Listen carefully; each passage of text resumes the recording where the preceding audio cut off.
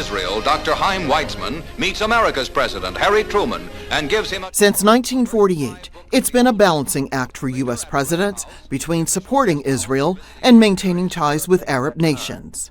The people you help most are the ones that get most angry with you.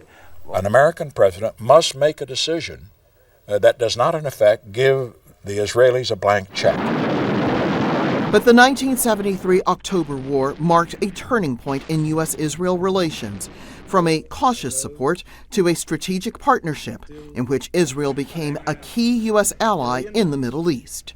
Our number one commitment in the Middle East is to protect the right of Israel to exist permanently, and to exist in peace. But this year, the balance may have been disrupted because of the U.S.-Israel war on Iran. At the center, President Donald Trump, who has announced a deal with Iran this week that on the surface ignores Prime Minister Benjamin Netanyahu's priorities, deposing the government in Tehran and its proxies, including Hamas and Hezbollah.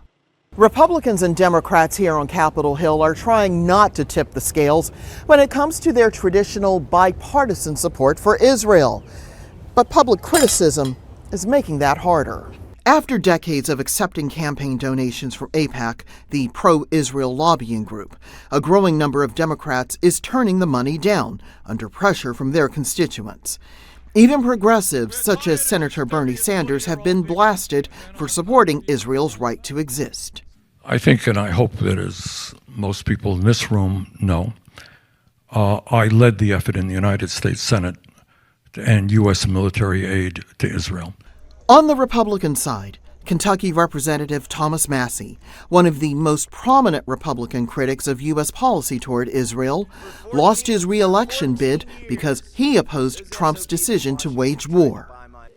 I think the most candid answer came from the Secretary of State, who told the press that Israel forced our hand and dragged us into this war. But for every Thomas Massie, there's a Senator Tom Cotton who wants to expand intelligence sharing between the U.S. and Israel, a proposal that has angered some voters.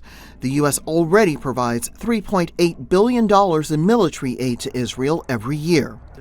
The U.S.-Iran agreement might go beyond ending the war. It is exposing the growing strains in the American-Israeli relationship. Rosiland, Al Jazeera, Washington.